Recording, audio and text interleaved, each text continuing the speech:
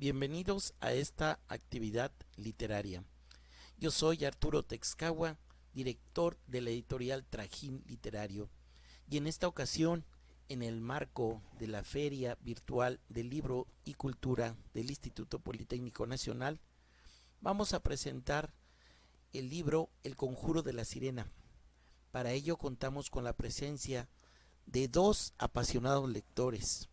Ellos son Marcos Cruz Origel y Atenea Santiago Álvarez, además, por supuesto, del autor Alejandro García. Pues vamos a darle la palabra a dichos comentaristas. Pues yo me dedico a estudiar actualmente la carrera de biología, acabo de entrar, pero trabajo con el maestro Alejandro, en cuestión de revisión de textos, investigaciones, etcétera. Y eso es lo que hago actualmente. También participo en cosas como hacer crónicas, cuentos. Me estoy tratando de instruir en este tipo de temas y en esta área. Hola a todos. Yo desarrollé una carrera en el sector financiero y recientemente prácticamente me jubilé, aunque sigo siendo consejero de unas empresas en las que trabajé y manejando inversiones bursátiles y bueno, también manejando algunos pequeños ahorros propios en los portales bursátiles, cosa que es muy divertida para los que nos hemos dedicado a esto.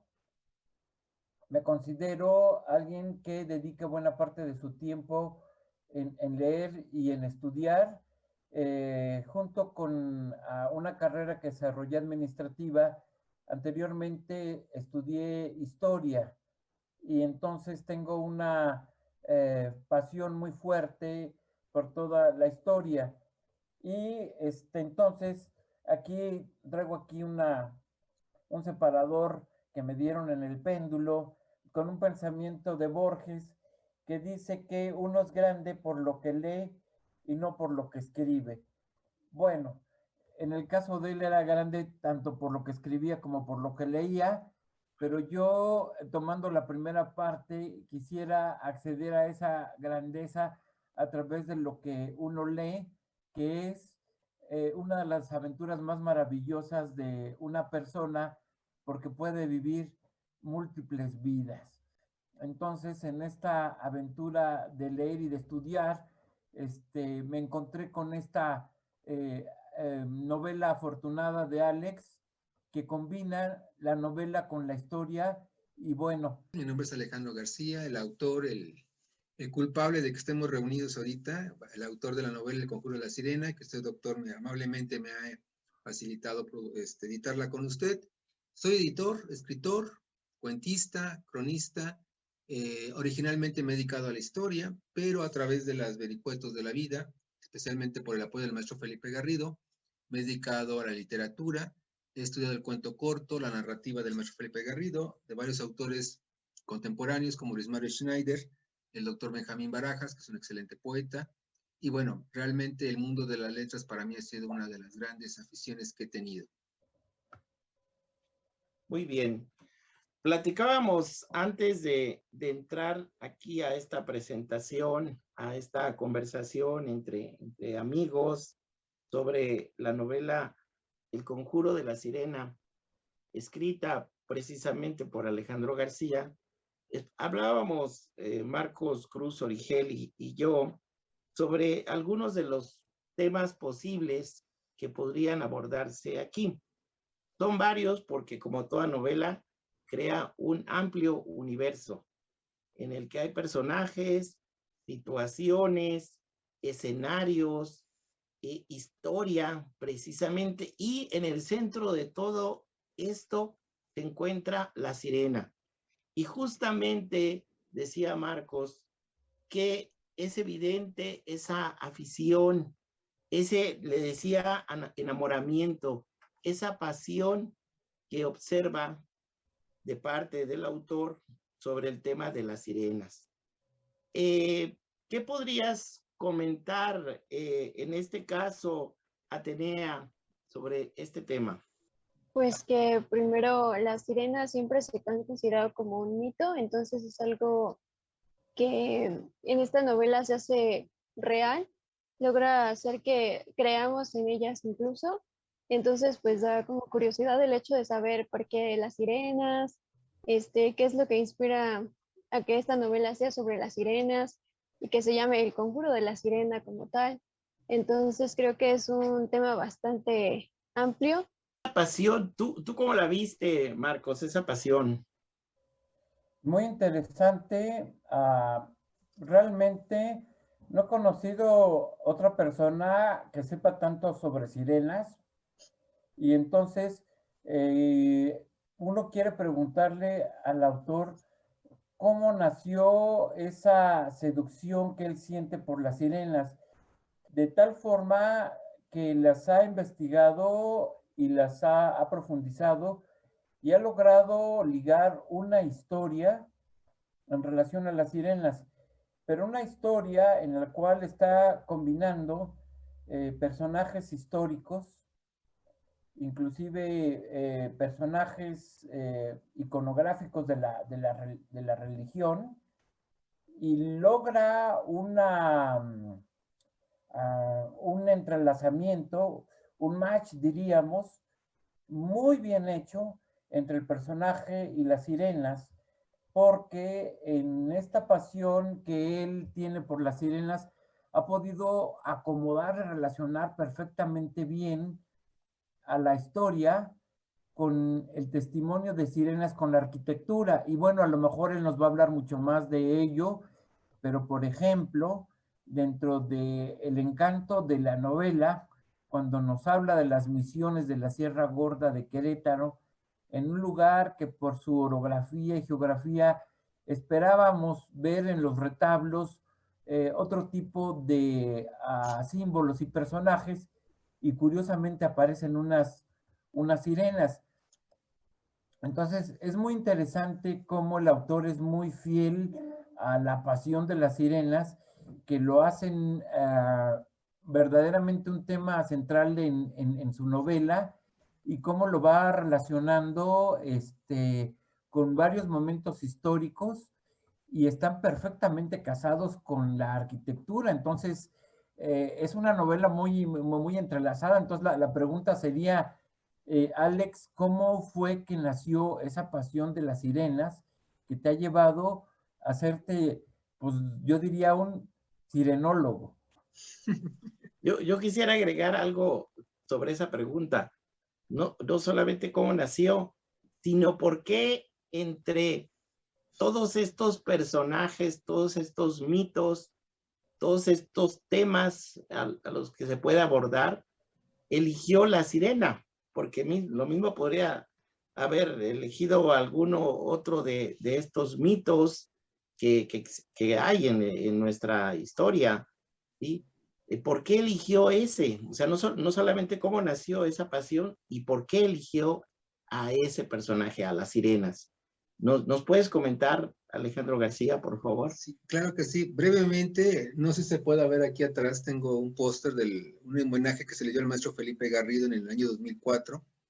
El maestro Felipe Garrido ha sido mi gran maestro y él tiene varios cuentos de un aparente profesor que se enamora de una sirena y siempre convive en una cantina con un marinero ilustrado, muy sabio, pero que a veces cita malos poemas. A partir de esa investigación sobre las sirenas, me empecé a cada vez profundizar más sobre ellas. Para mí la sirena es esta mujer que te atrapa, te seduce, te envuelve, te arropa, y darías toda tu vida por estar 5 minutos con ella. Creo que para mí la sirena no es la figura emblemática que puede ser la mujer, bueno, la figura pisiforme o la figura aviforme, porque tuvo dos visiones en la antigua Grecia y después en la Edad Media adquirió la figura más bien de pisiforme. Más bien para mí la sirena es la figura emblemática de la mujer que uno ama, que uno quiere, que uno adora, y que darías 5 minutos de tu vida por estar con ella, no importando que todos los demás años de tu vida sean de perdición. A mí por eso me encantó la figura de la sirena, en este caso es Rainé. Y algo que ustedes a lo mejor no se han dado cuenta de, es que jamás aparece realmente Rainé en la novela. Rainé es como un eco que está ahí, Una de unas cosas más difíciles para mí fue cuando Rainé fallece, un poquito spoilando la novela. Jamás quise describir su muerte, sino acudí a una de las grandes figuras que es Jorge Isaacs, con María, esta novela breve, donde el personaje llega en busca de su mujer amada y la encuentra muerta, pero siempre todos a través de como un eco. Nunca se ve realmente la muerte de Rainé y en este caso en Jorge Isaacs la muerte de María. Por eso a mí me interesó mucho que siempre la figura de la sirena es como un eco. No está presente, pero es la figura por completamente de ellos. Creo que la sirena podría tener algún aspecto, alguna relación con el empoderamiento de la mujer. Podría ser un símbolo incluso de ese empoderamiento, porque es una mujer no solamente que seduce, sino que asume el control. ¿No lo crees que así sea, Atenea? Podría ser, pero igual tampoco hay que reducirlo a seducir, o sea, la mujer pues, no es solo eso, ¿no? Aunque sí es como que predomina, puede convencer, puede, bueno, se supone que con el canto, ¿no? Es cuando atrae a los hombres, puede ser que hagan lo que quieran, etcétera. Entonces creo que sería más como eso. Pero no solo es, digo, el aspecto de la seducción, sino que a través de la palabra, porque es la palabra, finalmente el canto es la palabra, ¿no crees, Marcos? Yo creo que Rainé es un personaje muy, muy rico. Entonces, lo interesante de Rainé, como de otros personajes, es que tienen aspectos que se pueden ver como positivos, buenos, y aspectos que son considerados negativos. En la concepción más generalizada son negativos, porque justamente la sirena es ese ser que con una serie de encantos, dentro de ellos el canto, puede cambiar la voluntad de los hombres y llevarlos a la perdición. Algo de lo que a mí me gusta de la novela del Conjuro de las Sirenas es justamente esta situación en la que el autor muy hábilmente se maneja en el concepto de la ambigüedad. Entonces, esa es mi percepción. El autor astutamente nos está manteniendo al filo del suspenso en personajes que tienen mucha ambigüedad y es rica la novela y de los personajes porque no los podemos catalogar dentro de buenos o dentro de malos. De hecho, en un principio, este enamorado, protector y que quiere ser redentor de Rainé, sin querer también que pierdan el interés sobre esta interesante novela, en un principio tiene una percepción negativa e inclusive creo la quiere destruir. Pero justamente hay esta situación en la cual no se puede escapar a esos encantos, a esa magia que irradia, y entonces hace un cambio radical, digamos de 180 grados, y en vez de ser alguien que busca su destrucción, busca protegerla y llevarla a un proyecto superior. Pero lo interesante de la novela es que estamos todo el tiempo en un terreno de ambigüedad que para mí es interesante. Desde luego que habrá quien crea que los personajes estén muy definidos de quiénes son los buenos, quiénes son los malos, pero yo creo que parte de la habilidad de Alejandro es situarnos en esta ambigüedad y para mí es cómodo esa situación. Habrá quien a lo mejor sufran un poco porque quieran más, una definición más determinante. Muy bien, Marcos. Muy bien. También señalábamos antes de esta conversación alrededor del libro El Conjuro de la Sirena de Alejandro García, comentábamos sobre la relevancia de los lugares, de los sitios, de los edificios, luego entonces de la arquitectura, del arte y de espacios que se han transformado a lo largo de los años, porque cabe señalar que en esta novela estamos recorriendo varios siglos de la historia de nuestro país y de la historia universal, toda vez que una parte de la novela se desarrolla justamente en España. Entonces estamos hablando de lugares como el Escorial, y estamos hablando de lugares como la catedral, nuestra catedral de la Ciudad de México. Al respecto, ¿qué fue lo que más te gustó, Marcos, de lo que hizo Alejandro García? Bueno, es muy interesante, definitivamente, porque los que hemos leído los clásicos, de pronto imaginamos los lugares, quisiéramos estar ahí, quisiéramos pasear por ahí. Entonces, por ejemplo, si uno lee Rojo y Negro, uno quisiera estar en Besanzón.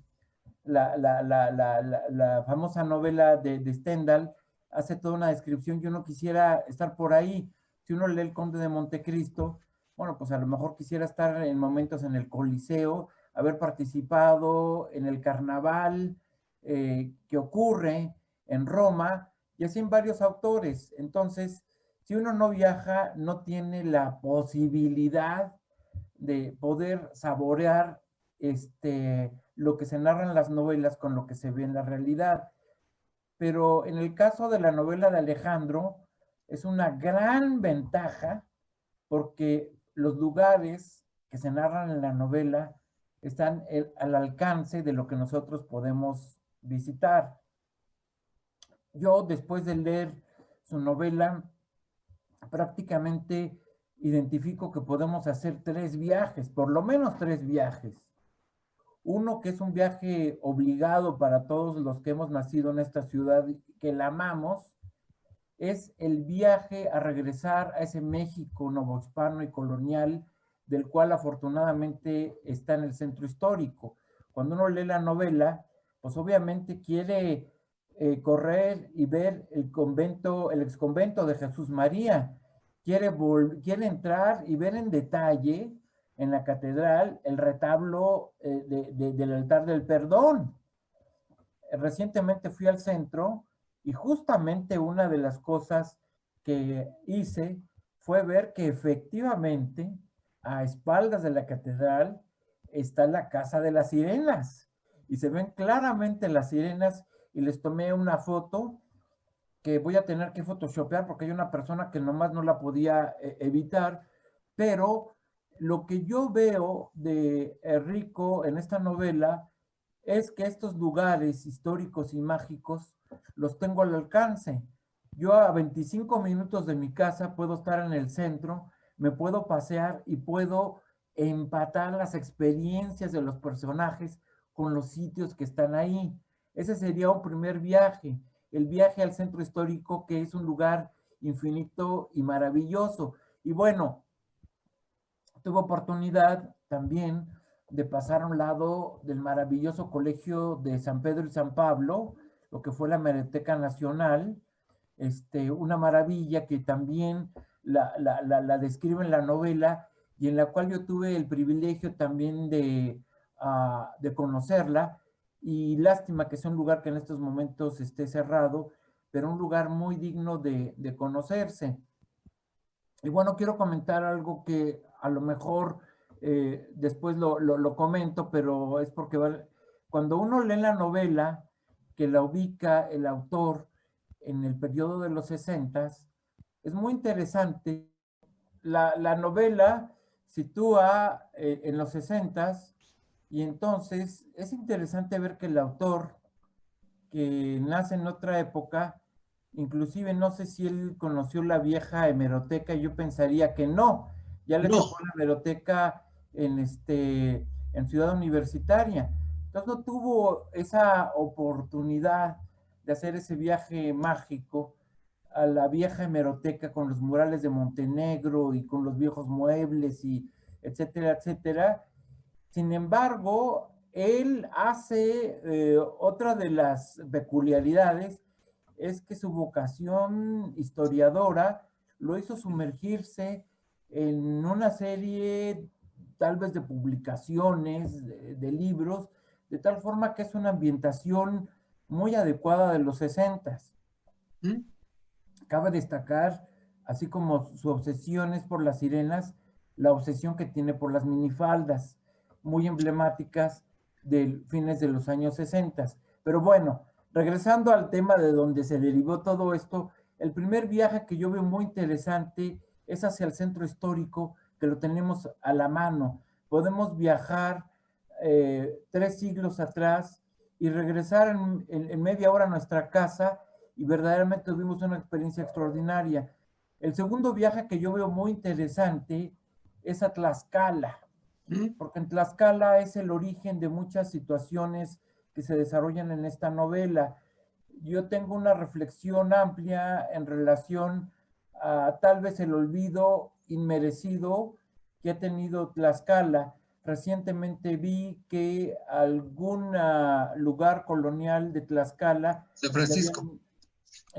había tenido un reconocimiento en la UNESCO, creo. Entonces, en mi caso, he olvidado a Tlaxcala y creo que es uno de los grandes tesoros que tiene este país y que por esta situación especial de ser aliados de los españoles ha sido históricamente marginado. Pero la novela me dio la oportunidad, quiero ir al pueblito para ver la cascada y no quiero decir más para que los futuros lectores descubran lo que ocurre ahí, pero entonces yo veo esa situación que describe la novela, me atrajo a Tlaxcala y a descubrirlo. Un tercer viaje que yo veo que me despertó esta novela y es el de recorrer las misiones de la Sierra Gorda de Querétaro, en el cual uno de nuestros personajes del que no hemos hablado, en una parte de su vida, de pronto aparece ligado a Fray Junípero Serra. Entonces, este recorrido tan interesante de las misiones es otro tesoro que podemos hacer en este país. Derivado de lo que describo en la novela, yo me fui a tratar de ver dónde acababa la fantasía del autor y dónde estaba la realidad arquitectónica. Y justamente, como comenté hace un momento, hay un empate interesante que le da una fluidez a esa fantasía porque efectivamente está fundamentada con situaciones y hechos históricos como son los retablos y las fachadas de estas misiones. Entonces, esta novela creo que tiene el mérito de que me despierta ese interés por conocer estos lugares en situ, y a diferencia de si yo leyera tal vez alguna novela sobre, no sé, el Código Da Vinci o alguna, tendría que estar en la Piazza Navona, tendría que ir a Roma, tendría que hacer una recreación, y yo creo que el mérito de este autor es que nos lleva a lugares mágicos en México, que creo que debemos de aprovechar. Atenea, ¿qué impresión te dio estos lugares, estos espacios? Realmente para mí fue, bueno, primero muy importante el método que lo escribió y cómo narra y describe estos lugares, ¿no? Hace que te intereses en ellos y que pues lo primero que quieras hacer sea conocerlos, ¿no? También es como mediante la lectura, podemos también conocer de arte, de arquitectura y sobre todo la arquitectura religiosa, ¿no? Como decía Marco, sobre las fachadas, el arte de esa época, cómo habrá sido en ese momento y lo que es ahora actualmente, o sea, tiene como periodizaciones, ¿no? Hace mucho tiempo y ahorita apenas en los 60. Entonces creo que eso es para mí sobre los lugares como muy interesantes.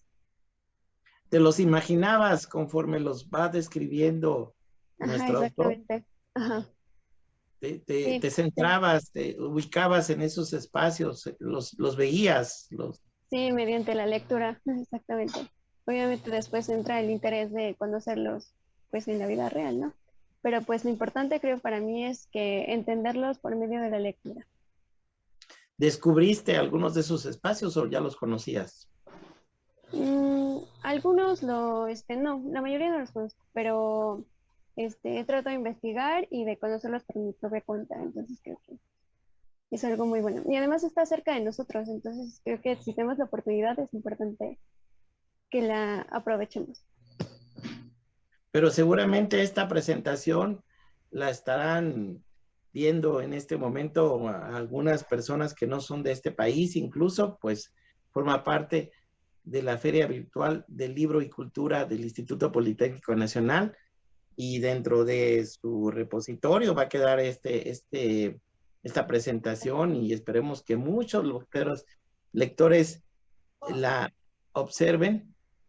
Y Es bueno, interesante. me gustaría preguntarle a nuestro autor, ¿qué propósito se fijó al incluir todas estas descripciones, estos lugares, estos espacios, estos trayectos, estos lugares geográficos? ¿Qué quería hacer? ¿Qué quiso hacer? ¿Lo consiguió? ¿Si sintió que lo consiguió, Alejandro?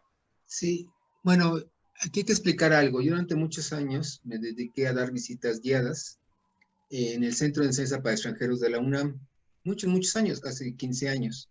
Y ahí tuve la oportunidad de recorrer muchos de estos lugares que Marco señalaba y que Atenea señala muy atinadamente, que están muy cerca de nosotros. Y a mí me llama mucho la atención porque cuando das visitas guiadas a extranjeros, no puedes partir de la idea de que, como ustedes saben, porque realmente ellos son de culturas orientales y demás, entonces teníamos que explicarles de una manera amena, una manera más sencilla, el arte, el barroco, porque el barroco está muy marcado por la religión católica, explicarles elementos ornamentales, iconográficos, iconológicos, para que ellos se sintieran atrapados en esta gran riqueza que tenemos en México. Creo que yo me siento satisfecho porque realmente, bueno, me han criticado que hay muchas descripciones muy largas de los lugares, los espacios, pero creo que al fin y al cabo es un recorrido. La novela tiene dos etapas que Marco señaló muy bien. Una etapa es la Nueva España, con personajes que están ahí, y otra etapa es en los años 60, fines de los años 60, donde vive Itzel. Para mí fue un gran reto, porque tuve que manejar dos etapas muy diferentes, Nueva España y obviamente la década de los 60. Usted me ayudó mucho, doctor, en hacer precisiones sobre instrumentos y demás tipos de lugares y todo esto. Pero para mí fue un reto recrear ese momento de los fines de los años 60, porque a veces creemos que los fines de los años 60 es más que nada político, pero también hubo una etapa cultural, histórica, artística muy importante. De ahí surgió el personaje de Marisol. Marisol es una guía de turistas muy menospreciada. A veces los guías de turistas somos menospreciados porque no somos los grandes historiadores de arte, pero sí somos el gran elemento para que la gente que acude o va o conoce, pues ubique más estos espacios que México tiene y que, bueno, yo tuve la oportunidad de vivir en España mucho tiempo y esto me permitió conocer de primera mano el Escorial, ciertos lugares que se mencionan en la novela y que permitieron precisamente describir estos espacios. De ahí surgió Marisol, que al final de la novela va a dar un gran brinco, porque a ella le encanta el arte, es la más seria de todos. Y yo antes de esto quisiera platicar con Atenea, porque ella me hizo una descripción muy importante de un personaje que estamos olvidando, independientemente de los espacios, que es Itzel.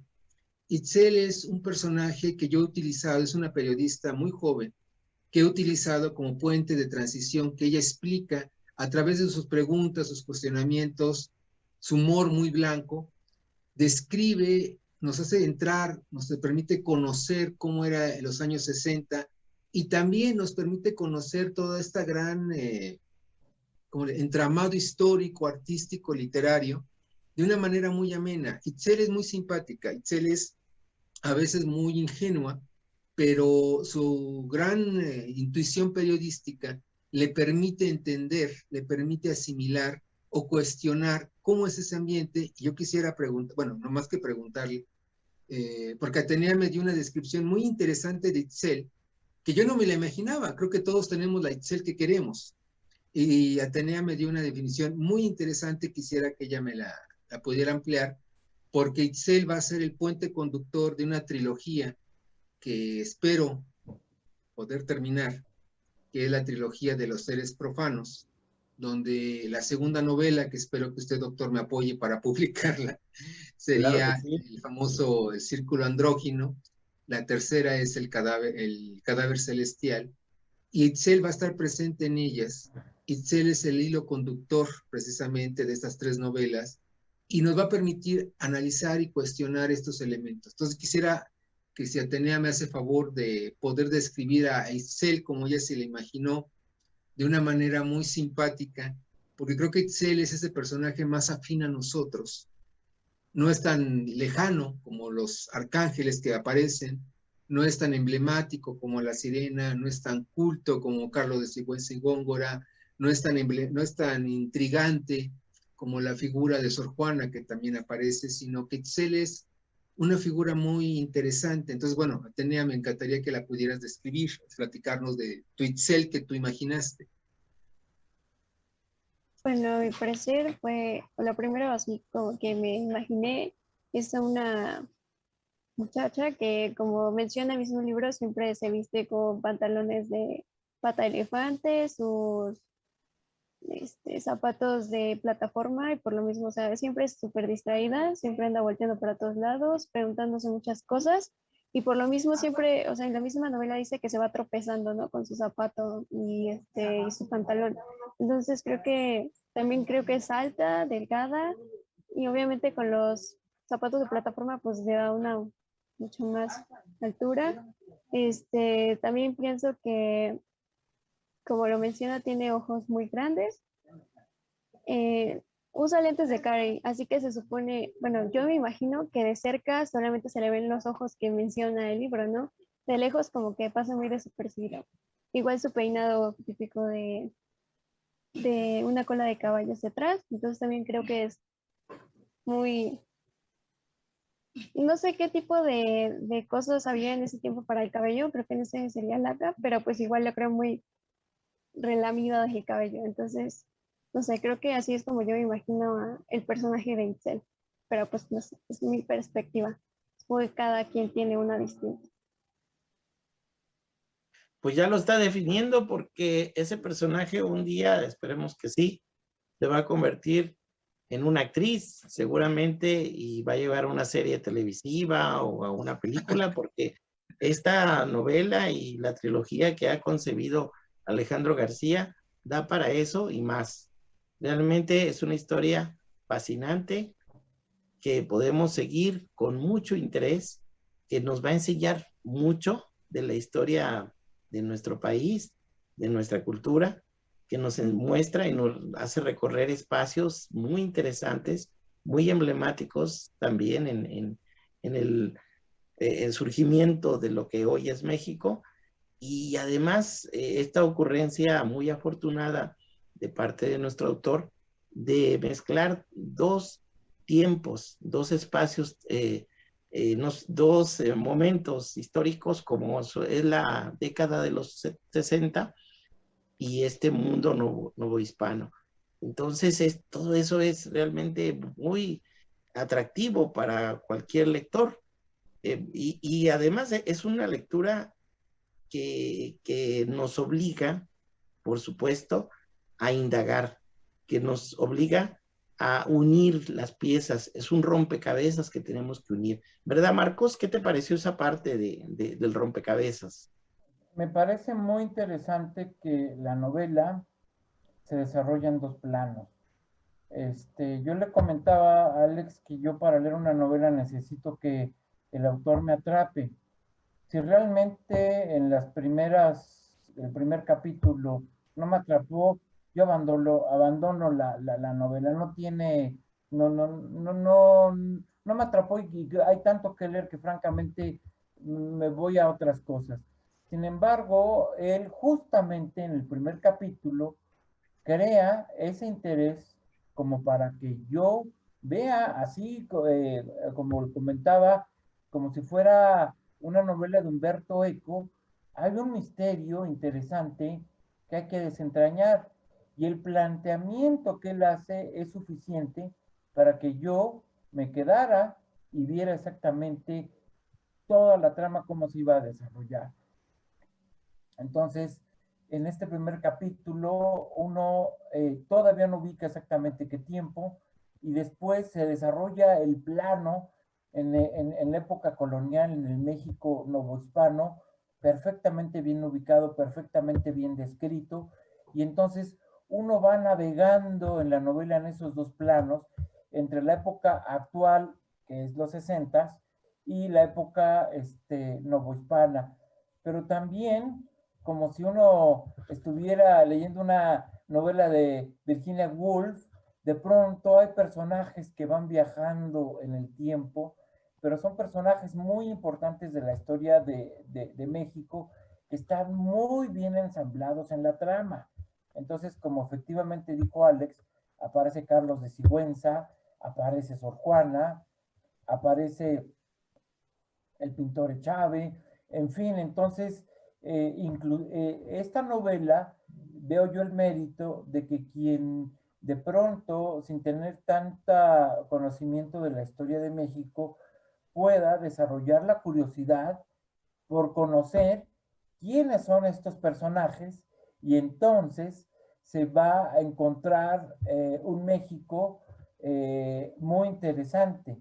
Entonces, me parece muy interesante porque siendo una novela que tiene un contenido histórico, tiene una trama de suspenso. Y hay un tercer plano que es un poco mm, escabroso, en el sentido de que toca temas religiosos, pero bueno, en literatura se vale. Y ahí es donde yo quiero preguntarle al autor cómo es que un personaje tan reconocido como es un arcángel se convierte en un personaje que sí es, no tiene ambigüedad, es claramente maligno, pero en la percepción de lo que tenemos, es un personaje muy importante. Cómo él concibió esta idea,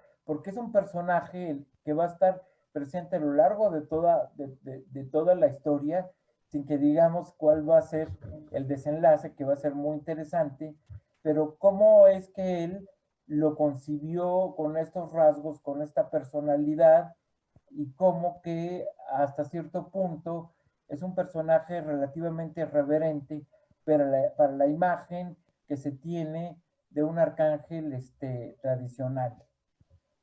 No sé si quieres comentar algo, Alex. Pues sí, en el fondo la novela es una novela de amor.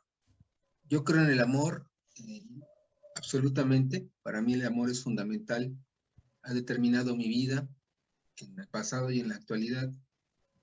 Creo que el amor es el eje de la literatura. Hay dos temas nada más en la literatura, el amor y la muerte. De ahí se van desprendiendo todos los demás. Es una novela de amor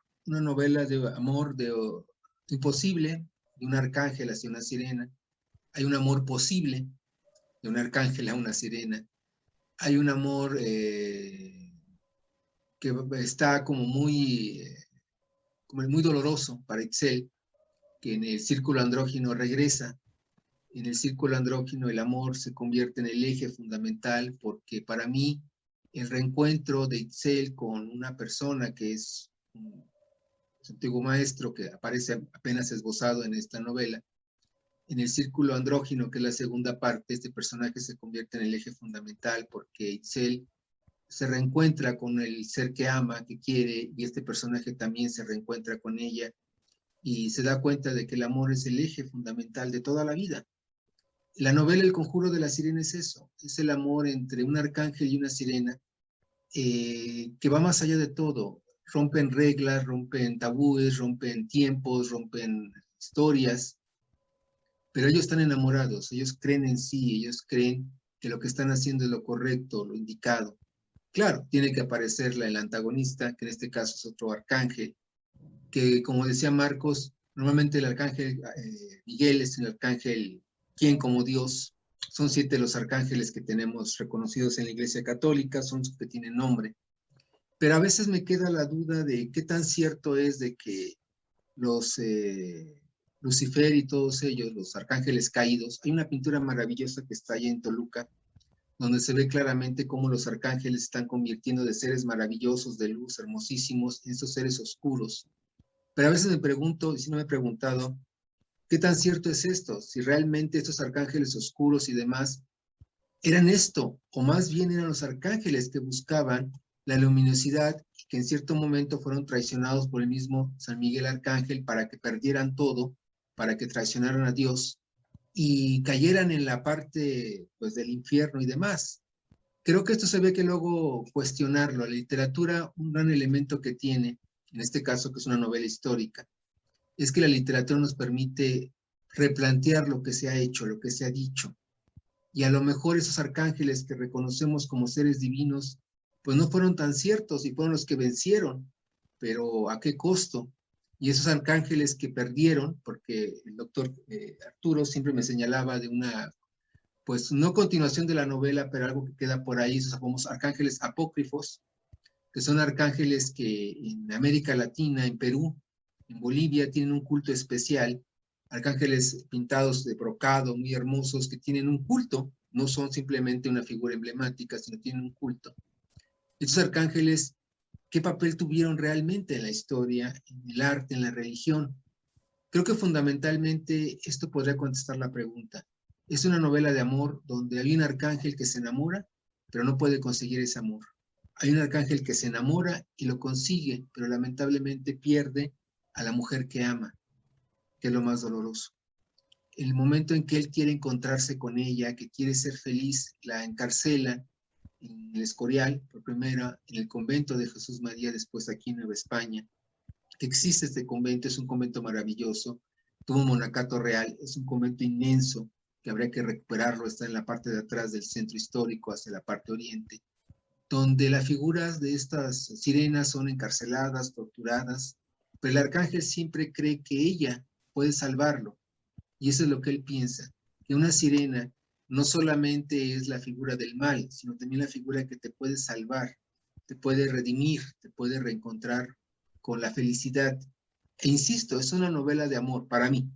Tiene todos los elementos que ustedes me han señalado, y sí, histórico, literario, demás, pero al fin y al cabo es una novela de amor, una novela de un arcángel que se enamora de un amor prohibido, que es una sirena, pero que el arcángel da todo por estar con ella, sacrifica todo por convivir con ella, pero lamentablemente al final ella muere y ese amor imposible no se puede realizar, pero aquí es la parte que me adelanto un poquito, el arcángel encuentra otro amor, encuentra otra figura, puede tener hasta una hija, porque el amor tiene diferentes rostros, y él puede realmente reencontrarse con una figura, no me quiero dar nombres porque me estoy adelantando mucho a la novela, pero el amor es la parte esencial. Yo sigo considerando que esta novela es simplemente una novela romántica, de las más empalagosas que ustedes se puedan imaginar, donde el amor siempre va a estar presente, porque en la actualidad hemos olvidado eso, damos mucha prioridad a otras actividades, creemos que la política, la cultura, la literatura son los elementos esenciales, sociales y demás, pero olvidamos el amor y la capacidad de asombro que tenemos, y creer que tener a una sirena en tus brazos es lo que vale y justifica más de 200 páginas que he escrito. Quisiera preguntarle a Atenea, o quisiera que nos ayudara con un aspecto. Se ha dicho aquí que hay una novela de amor, lo está diciendo el autor, él la concibió como tal. También se ha dicho que hay suspenso. Luego entonces es una novela, pues un thriller, hay suspenso, hay una investigación. Itzel se convierte en una investigadora, tal cual detective policíaca casi.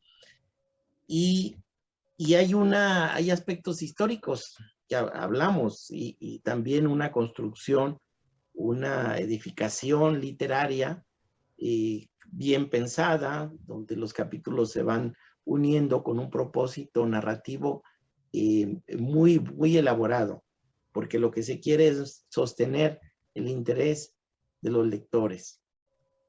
Yo le pregunto a Atenea, ¿qué, según su lectura, qué es lo que pesaría más dentro de la novela de esto que acabamos de decir? ¿El amor, la historia, lo literario, el suspenso? ¿Qué para ella, qué pesó más en la historia? ¿Qué pesa más en la historia? Para mí la historia creo que es lo que más me gustó, aunque siento que es muy fuerte, sí, el concepto que hay de amor en ella. Y es que todo viene englobado en sí mismo, o sea, no puedes entender uno sin entender el otro sentimiento. Entonces también el misterio es lo que lleva también a muchas cosas, las investigaciones y todo lo que hace en los personajes alrededor de la novela, creo que es muy significativo. Pero para mí yo creo que, no sé, me gustó muchísimo la parte de la historia, creo que aprendí incluso mucho de eso. Pues podríamos continuar hablando mucho más de esta fascinante novela. Creo que el tiempo siempre nos está persiguiendo. Me gustaría que hiciéramos un comentario final. Vamos a darle la palabra a Marcos, luego a Atenea, y al final, pues el autor que nos dé su mensaje último sobre esta novela, el mensaje que ha preparado. Marcos. Sí, bueno, con la agradable experiencia de esta novela que me dejó muchas cosas, estoy esperando la continuación, en esta segunda parte que nos está, semblanteando. Espero nuevamente que exista un rigor, yo diría científico del historiador, de seguir hilando muy bien la historia con hechos históricos. Ya me acostumbró a eso, entonces le voy a seguir creyendo.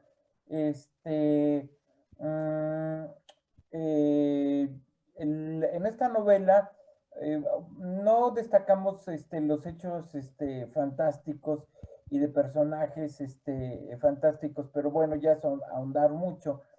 Pero pareciera que el autor nos quiere adelantar que va a continuar en una tónica donde el amor prevalezca. Entonces, en mi caso, sí quisiera que si ese es el punto, le pusiera un poco de mayor énfasis al aspecto amoroso, tal vez inclusive rayando un poco aspectos un poco cursis, pero es algo que los que leemos novelas nos gusta ver plasmado emociones. Entonces, esta novela, lo comenté, se me hace que tiene muchos méritos. Yo les invito mucho a que la lean. Yo creo que se deben de tratar de aprovechar todos los foros porque además es una novela que ocurre en nuestro país y en donde tenemos los lugares donde ocurren a la mano. Entonces, digamos que el mensaje es que mantenga ese magnetismo de interés hacia su novela y pues que estoy esperando ya próximamente verla. Muchas gracias. Muchas gracias, Marcos. Atenea. Pues para mí, bueno, yo siento que se tienen bastantes expectativas en cuanto a lo que sigue en la historia, ¿no? Las siguientes, bueno, lo que sigue en la trilogía. Entonces, espero que sean lo bastante buenos que esta. Y no estoy segura si esta novela sea como tal de literatura fantástica, o a mi parecer, aunque la catalogaría como histórica y de amor. Entonces también la altamente recomendada. Al avanzar la lectura se van a dar cuenta por qué y pues espero que si la lean y que puedan conocer y descubrir todo lo que viene dentro de ella. Y nuestro autor, Alejandro García.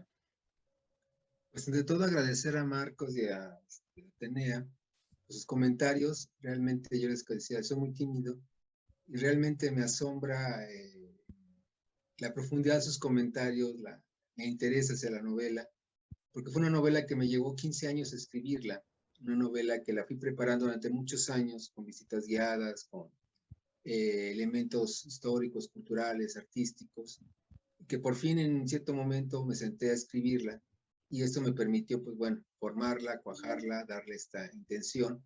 Y uno como autor se sorprende bastante, ¿no? Cuando hablan de lo que uno hace por diversión, por gusto, por amor, por cariño.